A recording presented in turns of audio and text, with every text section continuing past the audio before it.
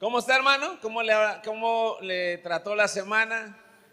¿Está listo para escuchar una palabra que edifique su vida? Amén, gloria a Dios.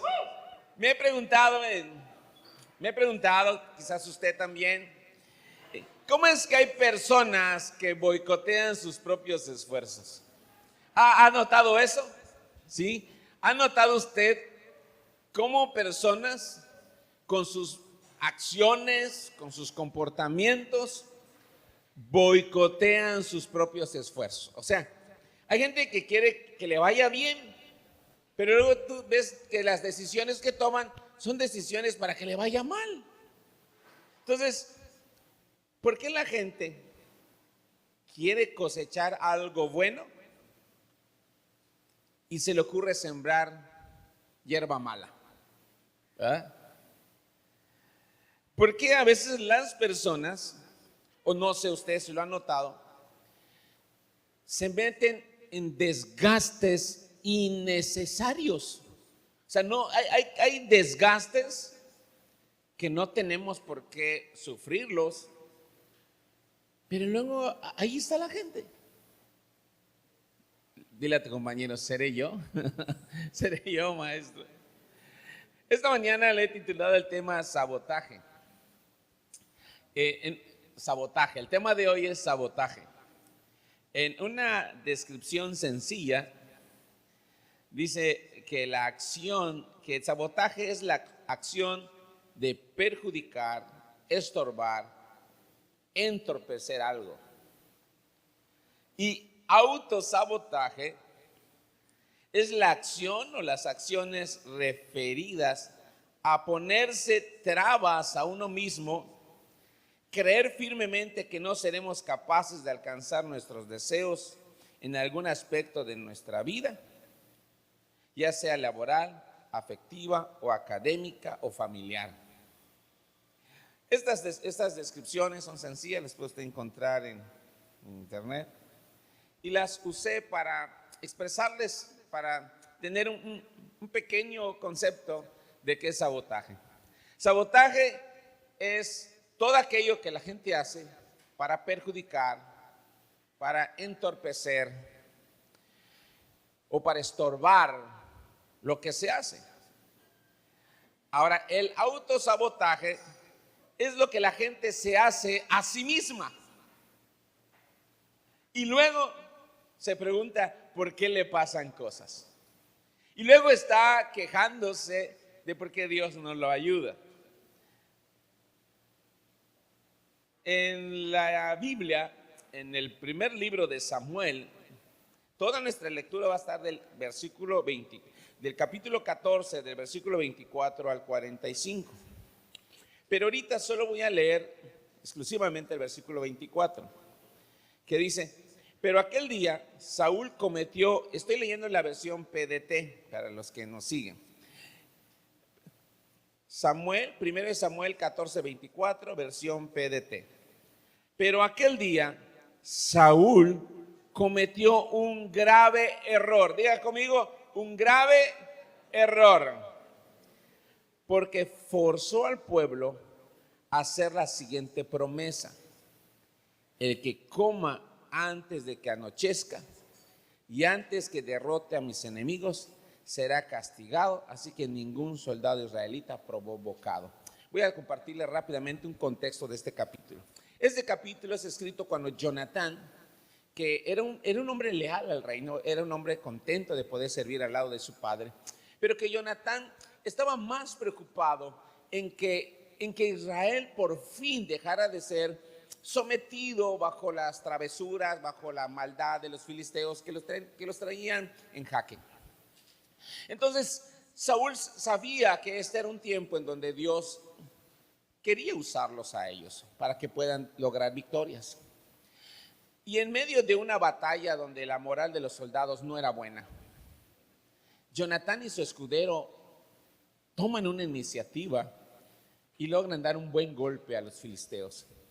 Esto motiva a todo el ejército a concluir esa batalla que se había comenzado para que ellos pudieran tener una victoria en la batalla, poder ganar. Y empiezan a lograrlo. Y es en medio de esa gran victoria, en ese medio de ese gran momento, vamos a decirlo así, a Saúl se le ocurre reverenda tontería de decir que nadie coma en la guerra. Hoy nadie va a comer, todos van a pelear una guerra sin comer. O sea, yo digo que se necesita ser muy tonto para no darse cuenta de lo que uno está haciendo, pero lo hay. Entonces, Saúl se le ocurre esa idea. Nadie va a comer este día hasta que matemos a todos los enemigos. Casi me imagino, hoy nadie va a comer hasta que terminemos de trabajar, de construir, y es un desgaste físico terrible, ¿no? Y entonces todo el pueblo pues no comió porque los obligaron, porque los presionaron a hacer esa promesa, y todos cansados, desgastados, continuaron una guerra con un ejército que sí había comido. Al final del día, pues la victoria no sabía a victoria, o sea, era una victoria muy desgastante. Concluyó el día y Saúl no logró su cometido, no logró lo que esperaba. Entonces él decide que va a consultar a Dios, él quería consultar a Dios y Dios no le contestó. Entonces él se le ocurre echar suertes para decir, bueno, nos fue mal, vamos a buscar un culpable. Y el que caiga en las suertes es el culpable, a él vamos a matar porque por él perdimos. En este paréntesis de lo que le estoy explicando de manera compacta, parafraseada, pero muy compacta, Jonatán, como no estaba enterado de la promesa insensata que hizo su padre, durante la guerra, en el camino había una vasta provisión de miel, y Jonatán, cansado, Jonatán sabía que estaba en un momento oportuno. Dile a tu compañero, momento oportuno. ¿Sí? Aprende a descubrir el momento oportuno. Entonces, Jonatán vio el momento oportuno. ¿Cuál era el momento oportuno? De que era el momento de darle por terminado esa batalla, que no tenían por qué desgastarse. Entonces él, débil, porque no había comido, probó de la miel. Y en la lectura, en el capítulo que usted puede leer, dice que los ojos de Jonatán se aclararon. Y eso me recuerda cuando de repente yo he tenido los ojos empañados, estoy muy cansado y me lavo la cara, o tomo un refresquito de esos que tiene mucho azúcar y como que despiertas. Entonces dice la Biblia que Jonatán probó de la miel, se aclararon sus ojos, tuvo nuevas fuerzas y él pudo seguir combatiendo. Ese es el paréntesis de lo que Jonatán hizo. Cuando las suertes caen sobre Jonatán y le dicen, ¿por qué hiciste eso? Y entonces, como Saúl, que era un atrabancado, un visceral, y como también estaba muy enfocado en sí mismo, y había dicho que el que comiera lo iba a matar, pues cae sobre su hijo y dice, pues, ¿qué has hecho? De cierto vas a tener que morir por lo que dije. Y todo el pueblo se le fue encima a Saúl y le dijeron, Saúl, ¿cómo vas a matar por quien Dios nos usó para ganar esta victoria? O sea, esto que tenemos es porque Dios lo usó a él. ¿Por qué lo vas a culpar a él? El caso es que Saúl ese día se metió en un lío gordo. Y cuando veo esto, no puedo dejar de acordarme de personas que se meten en líos gordos, que hacen decisiones, que tú dices, Dios mío, ¿qué estabas pensando cuando dijiste esto? ¿Qué estabas pensando cuando tomaste esta decisión? ¿Qué estaba pasando en tu mente cuando hiciste esto? Posiblemente usted se lo ha dicho a varias personas, a lo mejor te has acercado con alguien que has visto lo que hace y le dices, ¿pero qué estabas pensando? Y la persona no te dice. Pero cada uno de nosotros sí sabe lo que estaba pensando. Aunque dices, no, es que no sé qué pensaba. Mentira, sí sabe que estaba pensando. Pero en lo que nunca pensó, en el tamaño de las consecuencias de lo que estaba haciendo. Lo que nunca nadie piensa. Por eso, en esta mañana, quiero compartirte 3 maneras en la que saboteamos nuestros esfuerzos saboteamos la provisión que Dios nos da y saboteamos nuestra propia casa. La primera de ellas, la primera lección que aprendemos en este capítulo es las decisiones sin Dios. ¿Sí? ¿Cuál es la primera lección que aprendemos en este capítulo? Son las decisiones sin Dios. Hay mucha gente que toma decisiones y en sus decisiones nunca contempló lo que Dios ha dicho en su palabra. Usted que está esta mañana acá y que ha leído la Biblia y que posiblemente ha tenido la oportunidad de escuchar muchísimas predicaciones cada domingo en la iglesia, o muchísimos sermones de consejería de sus padres o de su esposo o de su esposa. ¿Sí o no? Usted con ese conocimiento, usted creo que ya tiene una base para aplicar en su vida. Entonces yo quiero decirle a usted esta mañana, con todo lo que usted sabe de la Escritura, lo que ha leído, y usted toma decisiones muy alejadas y despegadas de lo que usted no ignora, sí sabe acerca de la Escritura, pues son decisiones sin Dios. No siempre piense que voy a buscar a Dios y está así como que esperando que Dios le diga algo. No, hermano, hay cosas que ya están escritas, tan sencillas. No necesitas gran cosa. Ya están establecidas. Como por ejemplo, una verdad que está establecida es el de honra a tu padre y a tu madre. O sea, ¿qué voy a hacer? No busques dirección, ya está establecido. Otra verdad establecida, el que es diligente prosperará. Son verdades establecidas. Otras verdades, ahora más ponchadas, más peligrosas, es lo que el hombre sembrare, eso cosechará. Entonces, si tú puedes ver esta verdad bíblica, Dios te está dando una dirección y tú decides hacer todo aquello que va a cosechar consecuencias horribles, terribles, y decides hacerlo a pesar de lo que puedes escuchar de la Escritura, tú estás tomando decisiones despegadas de Dios. A pesar de que sabes, a pesar de que has leído, a pesar de que uno no ignora, con todo ese conocimiento, decide tomar una decisión despegada de la dirección de Dios. Dígame, no es boicot eso, no es un propio sabotaje. No sé si usted ha escuchado esa frase. Deme un segundo, hermano. Voy a organizar algo que se me olvidó.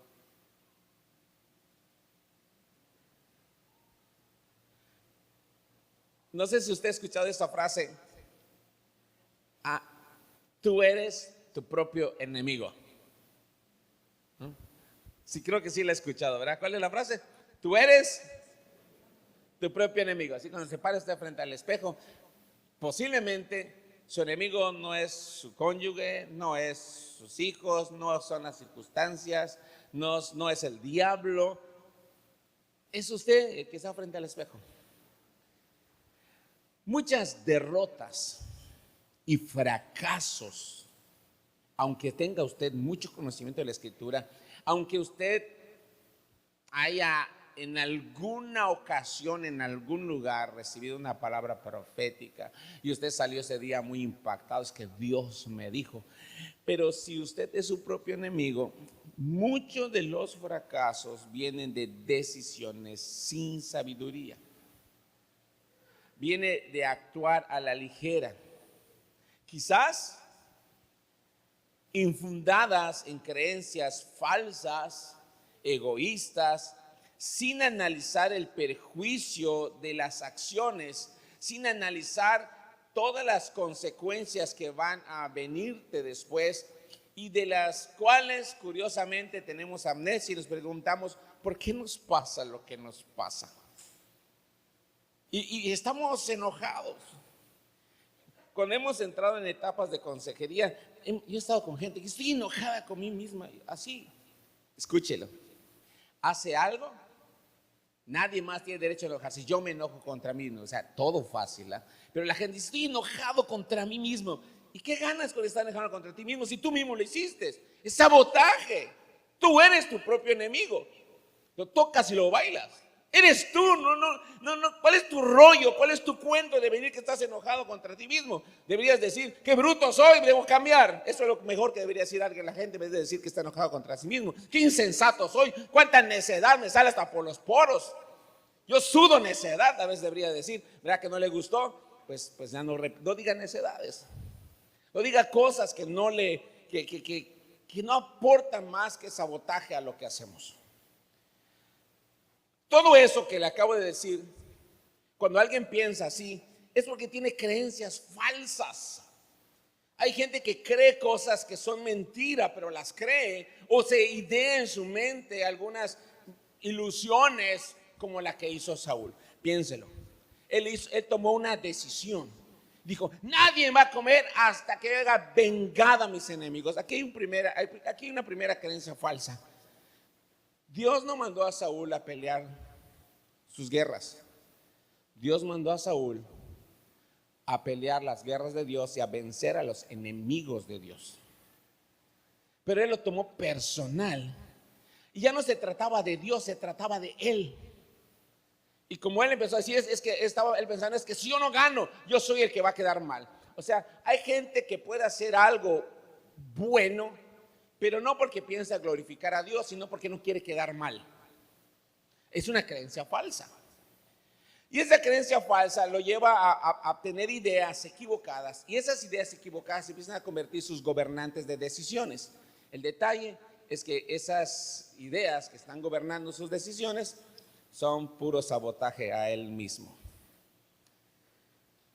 Las decisiones de Saúl creo que son un reflejo de lo que muchas personas hacen. Cualquiera que vaya por este camino está labrando su fracaso, está labrando dolores innecesarios, pero sobre todo está boicoteando su propio esfuerzo, sus logros, su futuro, estabilidad. Saúl es un monumento a este tipo de personalidad. Las decisiones de Saúl muchas veces fueron motivadas por un profundo deseo de apariencia. En este caso como que de espiritualidad, pero lo único que estaba haciendo era necedad. Por un profundo deseo de impresionar para compensar su poco carácter. En su intento de compensar su falta de sabiduría, este brother tomaba decisiones que abonaban cada vez más una piedra al monumento de su necedad. Buscaba compensar la falta de carácter, su falta de sabiduría, haciendo decisiones de este calibre. Y piénselo, está el rey, a ver, o sea, como que su hijo ya hizo el trabajo, está todo listo, es como que, ¿saben qué? Vamos y ganemos, hagamos todo para ganar. Y él dice, así como en un intento, como que de compensar su necedad, su falta de carácter. Nadie coma hasta que lo logremos. Y tú, la gente dice, ¿y por qué debilitarnos si vamos a la guerra? O sea, a veces tú dices, ¿qué pasa contigo? O sea, porque no veo beneficio en lo que haces. No veo construcción, no veo edificación. Lo único que estás haciendo es destruir. ¿Qué decisiones son esas? No que quieres construir una casa, estás boicoteando la casa. No que quieres estabilidad, estás boicoteando la estabilidad. No por nada, cuando estaba yo preparando este tema me acordé de la frase de Will Smith en aquella película, el de En busca de la felicidad. Gastamos dinero que no tenemos en cosas que no necesitamos para impresionar a personas que no les importamos. Y esto es algo que comúnmente hacen las personas que tienen este tipo de mentalidad, de comportamiento como el que tenía Saúl. Quiso impresionar a sus soldados con una muy buena necedad. Quiso impresionar, quiso hacer algo que lo único que trajo fue maldición. Saúl, en vez de buscar la dirección de Dios, le dio lugar a sus vísceras, le dio lugar a lo que en ese momento era su emoción. O sea, hay gente que se deja llevar por el momento que está viviendo y ya no le importa todo lo demás. Hubo un tiempo que cuando yo quería hacer mis fechorías, eso decía, vive el momento, pregunta, luego vemos mañana qué pasa. Y lo que pasaba mañana era horrible, era ver cómo lo compones, porque hacías tonterías. ¿Ah? Otras frases que la gente ha dicho, ¿verdad? Ya lo bailado y lo... ¿Cómo es? A ver, fuerte, a ver quién me ayuda. Rescáteme aquí. Lo bailado nadie te lo quite, era mejor pedir perdón que permiso. Hermanos, aunque estas frases son populares y es algo que usted no desconoce, se está riendo, mire, usted lo sabe. Decisiones con esta mentalidad, todas las decisiones con esta mentalidad solo boicotean nuestros esfuerzos, boicotean nuestra estabilidad, es nuestro propio sabotaje. A veces las personas no pueden darse cuenta que su casa está mal. No es el diablo, no es la iglesia, no son los hermanos. Tú eres el peor enemigo que tiene esa casa, porque uno es tan egoísta que a veces pones a tu familia en predicamentos y en necesidades. Yo no entiendo a veces, se lo voy a decir a usted aquí y que Dios le hable. Yo no entiendo esas personas que están llorando y orando a Dios para que vengan sus hijos, y cuando vienen sus hijos les meten el pie ellos mismos, los que oraron por ellos. Dios mío, ¿qué les pasa a esas personas? Sí, están orando y es que le vi el pastor y ya están acá. ¿Y por qué usted no viene? Porque usted en vez de consolidar, es la misma persona que está moliendo. Eso es boicot, eso es sabotaje, son malas decisiones. En vez de fortalecer, debilita. A veces me pregunto, para todo esto oramos, para que al final vengas y hagas esta tarugada. Como que algo no cuadra aquí. ¿Qué está pasando contigo? Ponte abusado. Lo segundo que quiero compartirles esta mañana es el desgaste innecesario. Tenemos que aprender a ser mejores administradores de lo que Dios nos da. Acompáñame a leer 1 Samuel 14, del 28 al 32. Primer libro de Samuel 14, del 28 al 32. Voy a leerte la versión Telea. Pero uno de los soldados le dijo: su padre ha hecho un juramento. Cualquiera que coma algo hoy quedará bajo maldición y será condenado a muerte. Por eso, aunque estamos muy cansados, ¿cómo estaban los soldados? Muy cansados. ¿Qué les habían dicho? No comas. O sea, este tipo de sabotaje de verdad que no lo entiendo. Espero nunca morderme la lengua. Voy a volver a leer para que no nos distraigamos.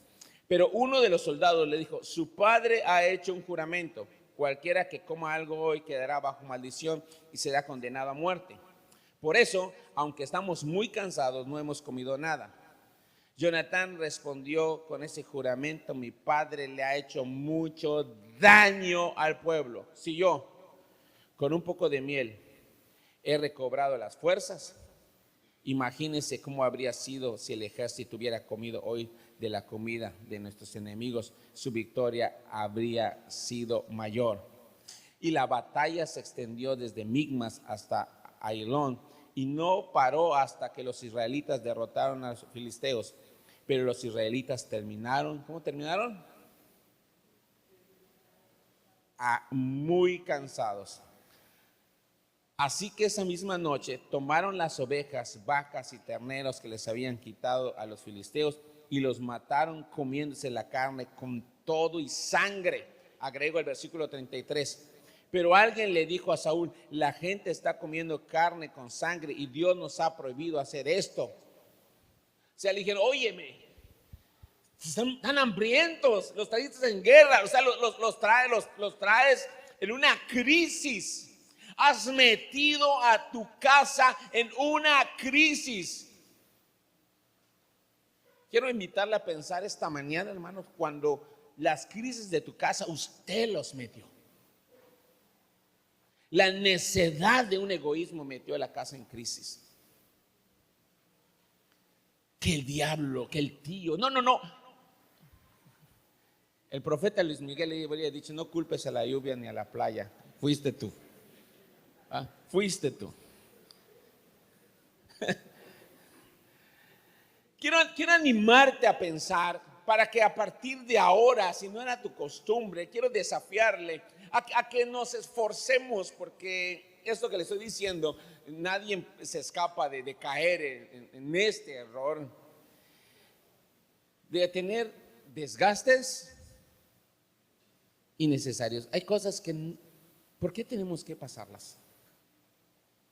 Es que era necesario que suframos tu necedad. Era necesario. De repente me acuerdo de personas que tienen años, van a la casa a buscar el mismo consejo. Ya saben el consejo. Yo le digo: ¿qué quieres que yo te diga si ya te lo dije? ¿Por qué te gusta hacer desgastes innecesarios? Hay gente que ya sabe lo que va a hacer, lo que tiene que hacer. Nadie se lo tiene que explicar, si lo saben. Tontos no son. Hermanos, nosotros sabemos lo que hacemos, ¿sí o no? Es como que usted tenga hambre y le pregunta: ¿puedo comer? A ver, ¿cuántos de ustedes están muriendo de hambre? Le dice: ahí está tu comida, ya está su comida, y luego dice: ¿puedo comer? O sea, no, hermano, a veces este tipo de tarugadas, ¿me entiende?, se vuelven comunes en la gente. La gente tiende a hacer mucho desgaste innecesario. No sé si porque para que crean que están haciendo algo, o están lapidándose a sí mismos para expiar sus pecados, o porque les gusta sufrir. Tal vez creen que tienen el ministerio de caminar en la vía crucis todo el tiempo, en la vía de la dolorosa. A lo mejor, como escucharon, que tienen que seguir como Cristo, todos los días toman su cruz, se flagelan, se ponen sus espinas y viven como perros. O sea, digo, ¿cuál es el punto, hermanos? O sea, que le estoy llevando a hacer una reflexión esta mañana. Quizás un poco que sería un poco grotesca en la manera que lo está escuchando, pero a veces nuestros oídos sordos o nuestra mentalidad entumida tienen que ser despertada así. A veces así tiene que ser despertada. Y en el momento que, de acuerdo a nuestro pasaje, en el momento que ellos cruzaban para la guerra, en el campo había miel. Y esto era una manera en la que Dios estaba proveyendo. Pero como ya habían tomado una decisión tonta, la continuaron. ¿Qué te quiero decir con esto? Los desgastes innecesarios son cuando tomas una mala decisión. Te das cuenta que lo hiciste mal, pero no quieres quedar mal y prefieres, aunque te cueste la vida, continuar con la burrada que ya notaste, que está mal, que te está perjudicando, que te está destruyendo. Pero ahora porque así se te place, dices, te montas en esa decisión necia y continúas. Y tú dices: ¿qué onda contigo? O sea, ¿sí o no? ¿Le ha pasado que usted se da cuenta que tomó una decisión que no fue acertada?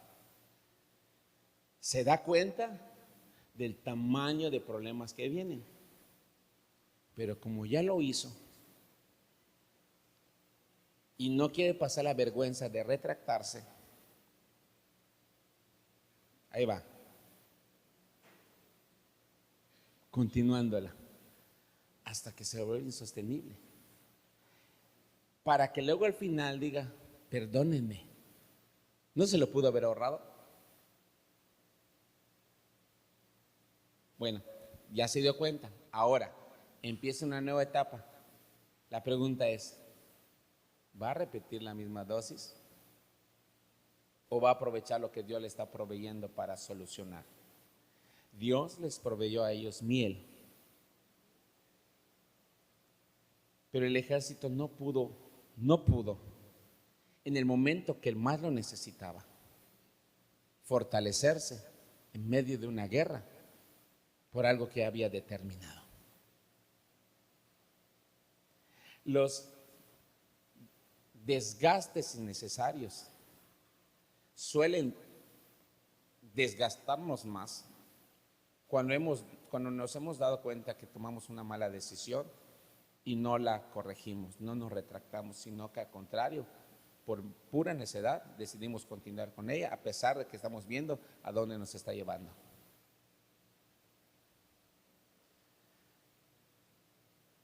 En este trozo del pasaje que estamos leyendo, Dios nos está dando una gran lección de lo que sucede cuando no corregimos y decidimos continuar sobre la misma línea de desgaste. Ellos necesitaban energía para continuar con la búsqueda y terminar la batalla, y Dios les proveyó. Ahora, como Saúl había hecho ese juramento tonto y todos estaban bajo ese mismo ambiente, esa misma atmósfera, ese mismo acuerdo, sin sabiduría, pues toda la casa, todo el ejército estaba en el mejor momento actuando de la peor manera. Josh McDowell, ¿cómo se llama este otro autor? Bueno, si me acuerdo se lo cito, hermanos. Hay un autor de liderazgo, de las 21 cualidades de liderazgo, ¿cómo se llama? John Maxwell, no McDowell, John Maxwell. Muchas gracias por rescatarme. Él decía, en uno de sus escritos, habla de la ley del momento oportuno. Y entre ellos se lo voy a recordar aquí, algunas cosas que en mis lecturas he aprendido. A veces hacer lo correcto en el momento no oportuno genera oposición o resistencia. Hacer lo incorrecto en el momento oportuno genera tragedias. Hacer lo correcto en el momento oportuno genera éxito.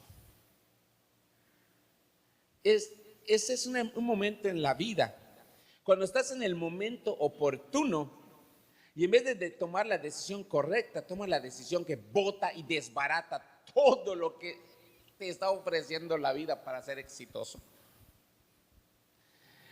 Son esos momentos cuando cada hombre y mujer, padre de familia, todas esas personas que están viendo el momento oportuno en donde sus hijos están buscando a Dios, es el momento de hacer lo correcto y no lo necio que desbarata todo. Después el muchacho no quiere venir a la iglesia y el papá, ¿y qué hacemos? Oye, pues sí, es que eres tú, brother, no es tu hijo. Es más, vamos a orar para que tú dejes te conviertas.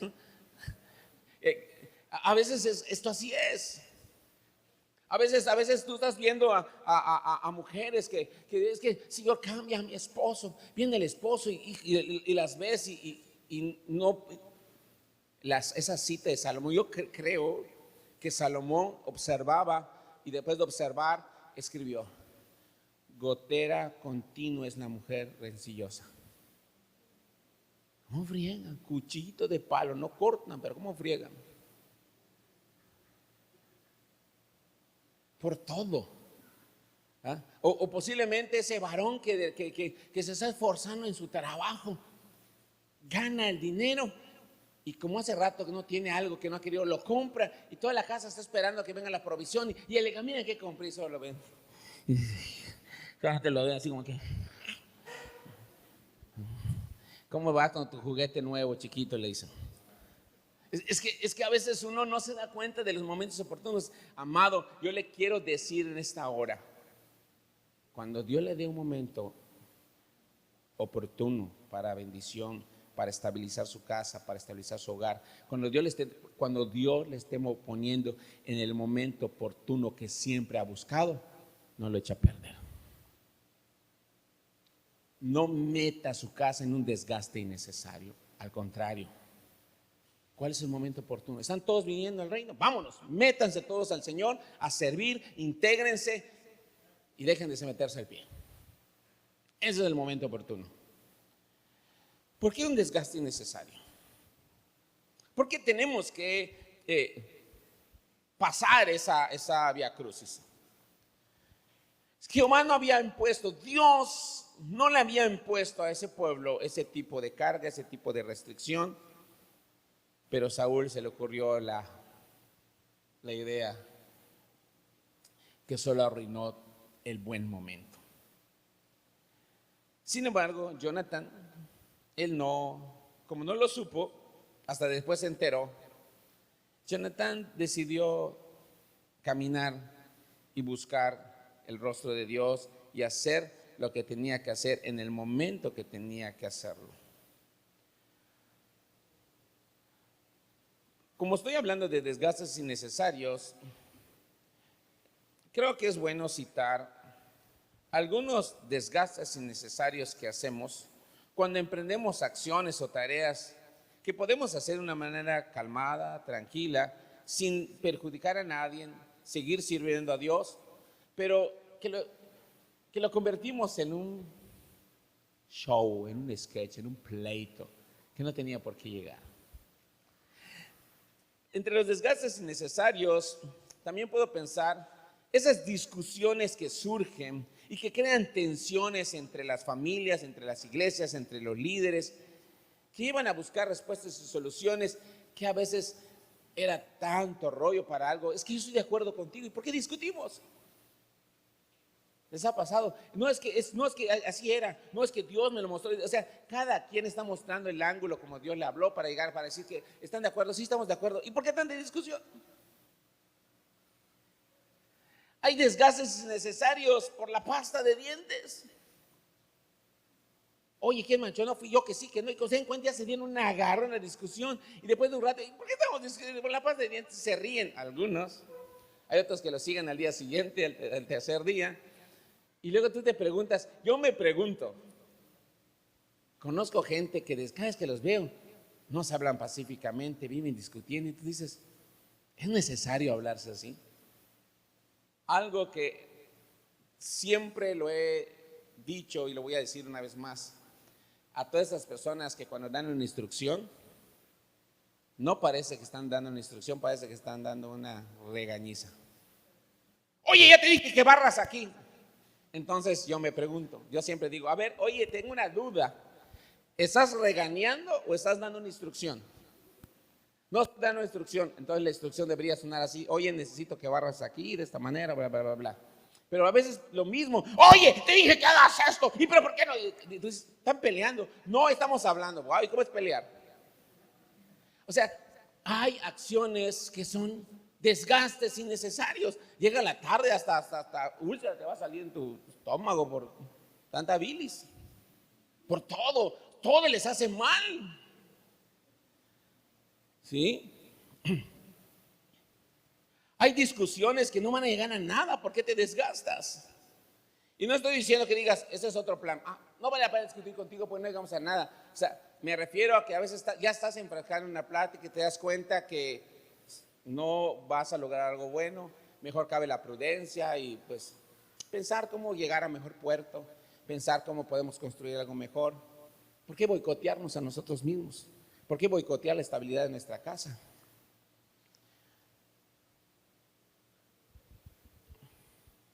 A veces hay cosas que necesitan mejoras.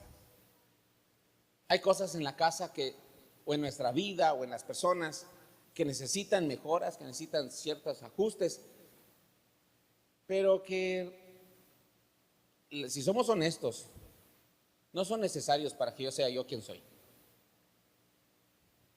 Es como que yo diga, es que si tú no dejas de compartir así, yo voy a ser infeliz. No, mire, yo puedo ser feliz, usted comporte como se le pegue la gana. Yo soy feliz porque mi felicidad no depende de lo que usted haga. Si mi felicidad dependiera de lo que usted haga, yo sería el más amargado de este mundo. Entonces, pero ¿por qué meterme enfrascarme en ese punto de que yo estoy amargado porque tú no estás haciendo esto que yo quiero? Es que tú no lo hiciste así como... Agitación, sudoración, úlcera, acidez en el estómago, todo un desgaste innecesario porque quería que esté así. ¿Cuántos se están viendo en el espejo? No me digan nada, hermano, así estamos bien.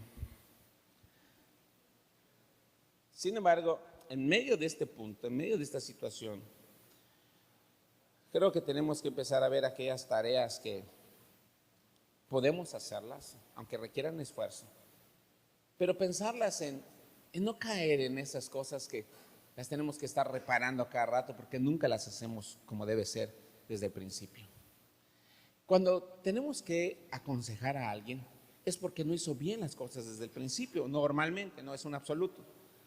Pero cuando alguien viene y dice, oiga, tenemos problemas, es porque los problemas vinieron porque no hicieron lo correcto desde el principio.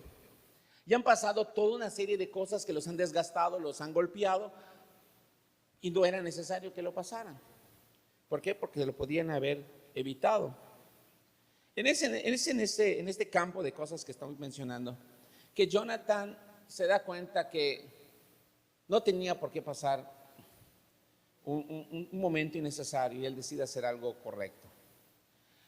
Miren, aquí hay tres cosas que creo que deberían ser destacadas. La primera de ellas es que Saúl metió en un grave problema a todo Israel por una decisión insensata, pecaminosa. Dios provee para que no tengan que sufrir. Pero debido a que toda la gente seguía el mal consejo y la necedad, estaban luchando una batalla con mucho cansancio. En esa gente estaba Jonatán, que Jonatán, a pesar de que lo escuchó, él era un hombre que cuando comenzó la guerra no la comenzó Saúl, la comenzó Jonatán, porque él había podido mirar el momento oportuno que Dios le estaba dando. Él seguía escuchando a Dios. Y Jonatán decide tener la provisión de Dios para poder salvar.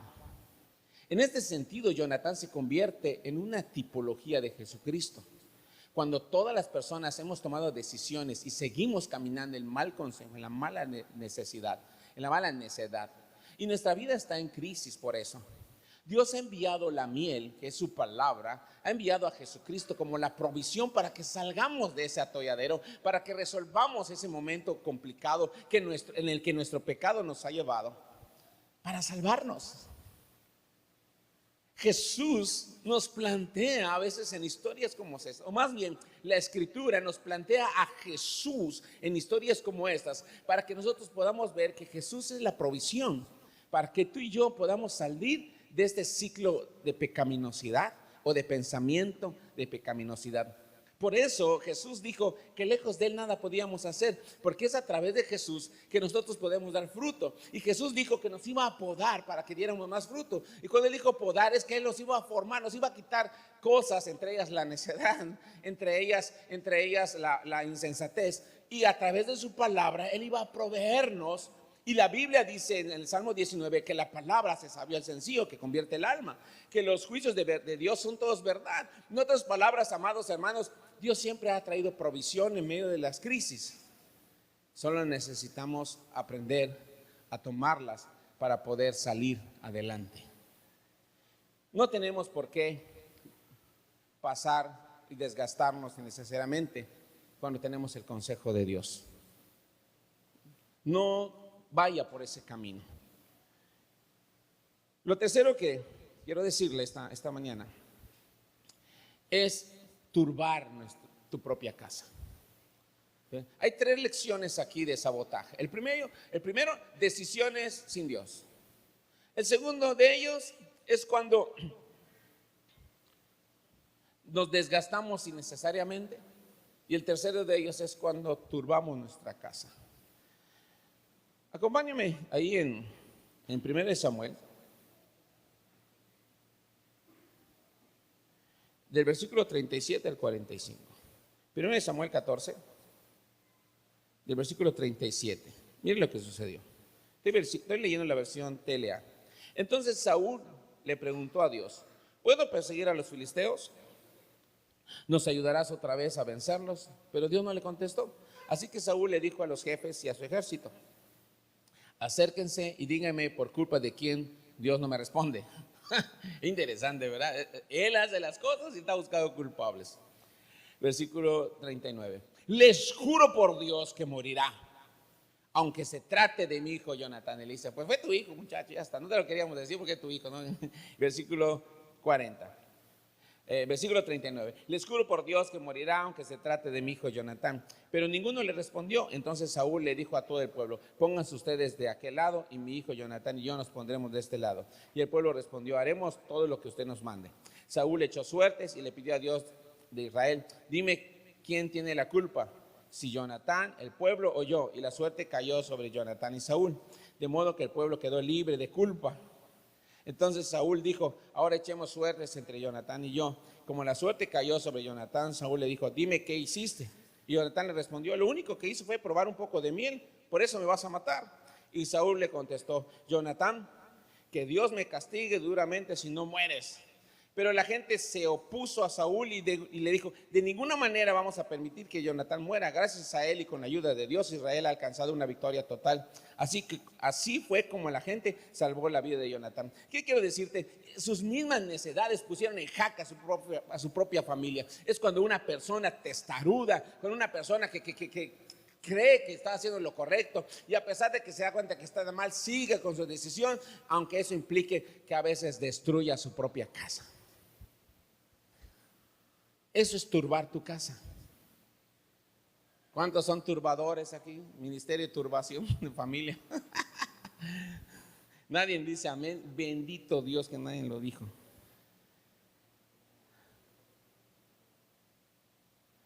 En Proverbios 11:29 hay un buen consejo de Dios y una amonestación y una prevención.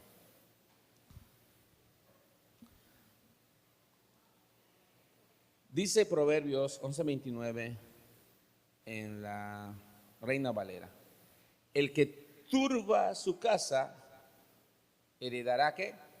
Viento. Y el necio va a ser ¿qué? Siervo del sabio de corazón. La versión NTV dice: los que traen problemas a su familia heredarán el viento. El necio será sirviente del sabio. ¿Qué hice acá? Jesús de Veracruz. ¿Qué habré hecho? Le salieron viñetas de todos mis apuntes, pero sigamos con esto, creo que se lo entiendo.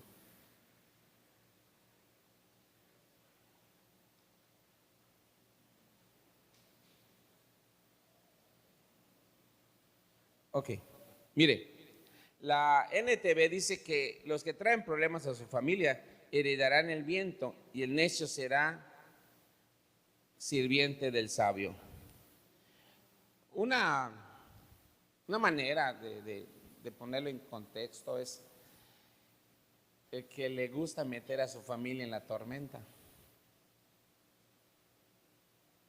La tormenta no le va a perdonar.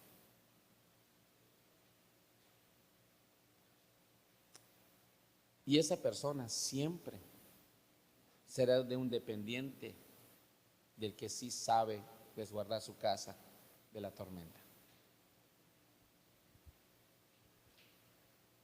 Otra manera de decírselo sería así: esas personas que siempre están trayendo a su casa problemas, siempre van a estar dependiendo de que alguien los rescate. La pregunta es: ¿y por qué siempre tiene que ser así? Si lo pueden evitar.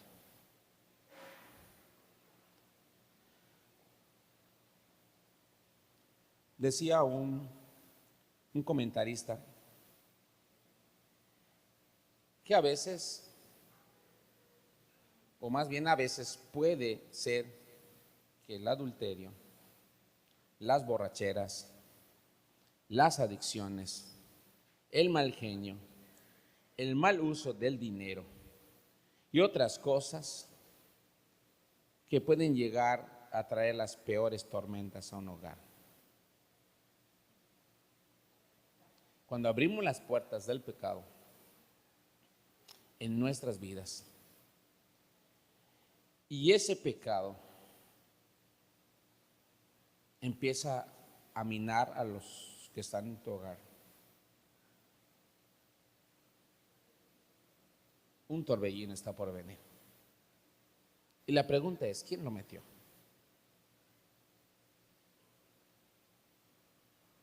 ¿Un capricho?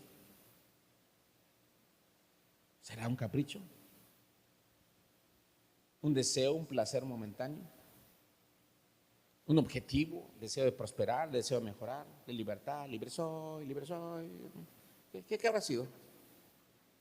Una queja que como mi esposa no me trata, entonces yo. Una pregunta, ¿sabe? Piénselo. Ahora, Saúl puso en jaque a su propio hijo. Y cuando Dios no le escuchó, se le hizo más fácil echarle la culpa a su hijo. Pero como Dios es justo, no le permitió a Saúl que se saliera con la suya. Se le fue todo el pueblo encima. En otras palabras, todo mundo estaba viendo su necedad. Vamos a decirlo así. Él es el único ciego que no se daba cuenta que tenía el vómito en su cara, pero todos lo sabían, pero nadie le dijo nada. Nadie le dijo nada, porque era el rey. Y fue así como él turbó su casa. Por eso, cuando reflexionamos en lo que el Señor nos está enseñando en el versículo 29, las tormentas y todas las cosas que a veces desestabilizan un hogar, puede ser porque nos hemos envuelto en la avaricia. Puede ser que un problema ahorita en la casa es un problema, es la turbación, la tormenta que está, vino por alguien que está afanado por el dinero. Y en ese sentido, ¿verdad? No que el dinero sea malo, sino que ese corazón está muy atrapado en la codicia. Ese deseo pecaminoso de las riquezas está convirtiendo su paraíso en un infierno. Porque no sabe cómo manejar la provisión de Dios. Cuando alguien que nunca puede valorar lo que Dios le da, al final su dependencia con los sabios nunca la va a poder quitar, aunque él se esfuerce por no tenerla. Me pongo a pensar en esos hijos grandes, adultos, con hijos, que trajeron turbación a su casa. Y aunque sabían de que se les advirtió que eso era lo que iba a pasar, decidieron hacerlo. Aunque ya están grandes, aunque ya están viejos, aunque ya son padres, siguen siendo carga de papá y mamá, que ya son ancianos.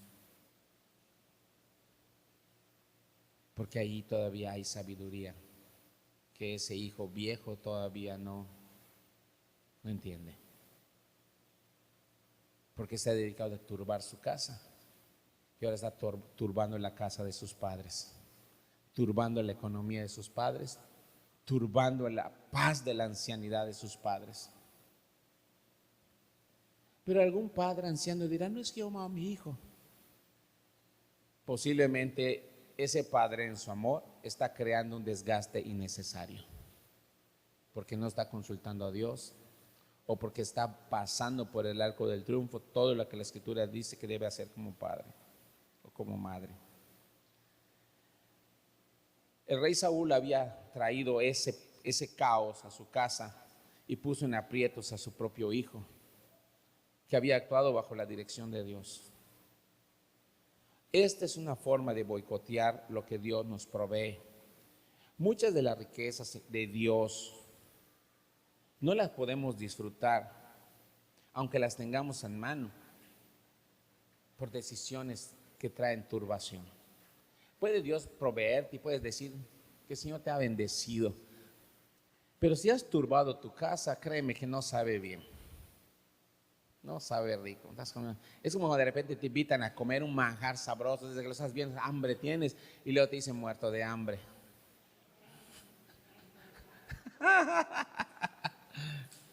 Es que la manera en la que a veces saboteamos lo que Dios nos da tiene muchas caras. Y a veces lo curioso es que buscamos culpables. Y el único culpable está en el espejo. Cuando te peinas, ahí está.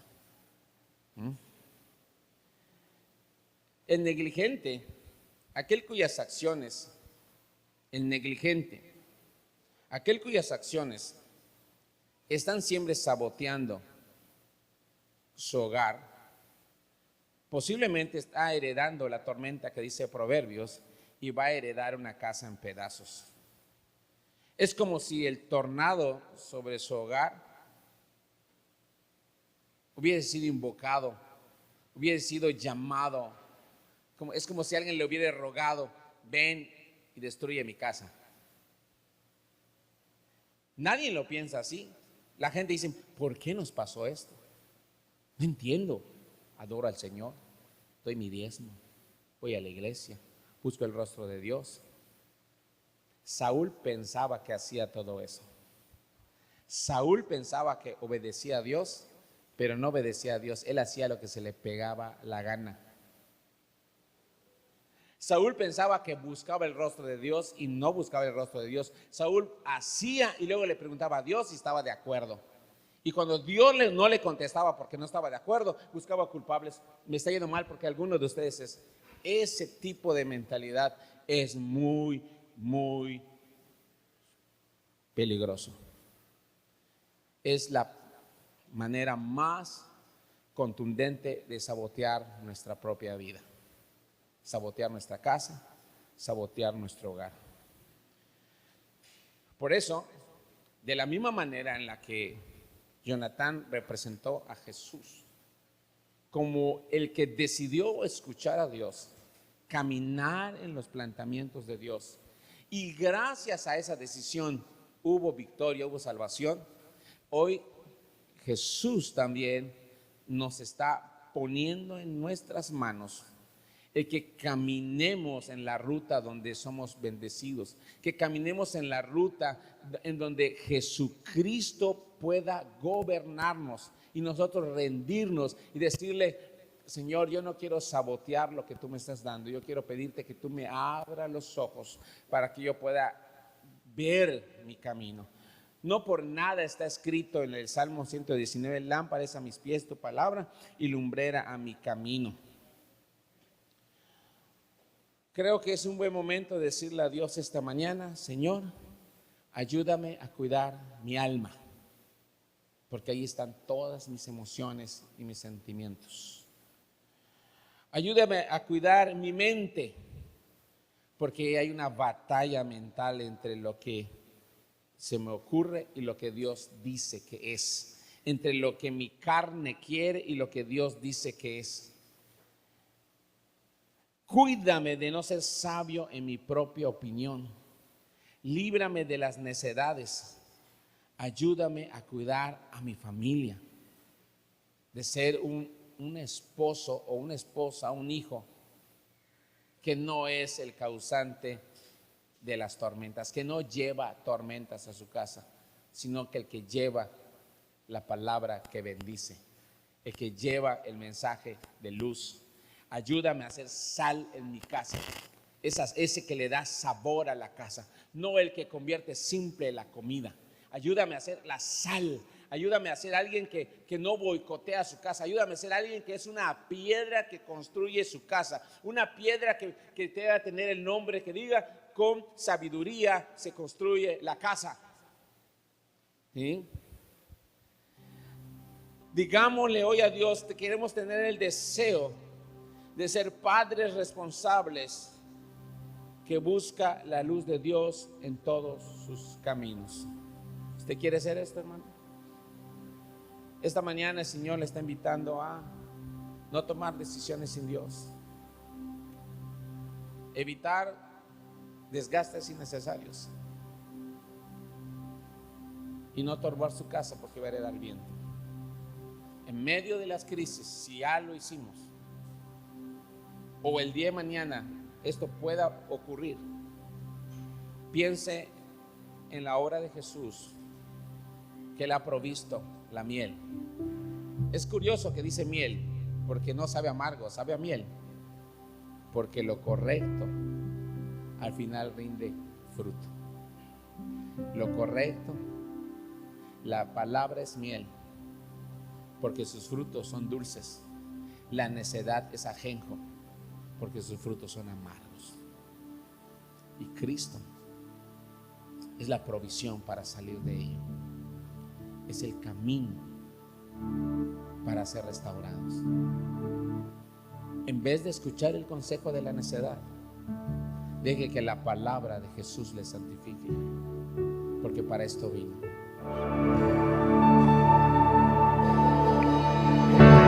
Mi sublime Rey,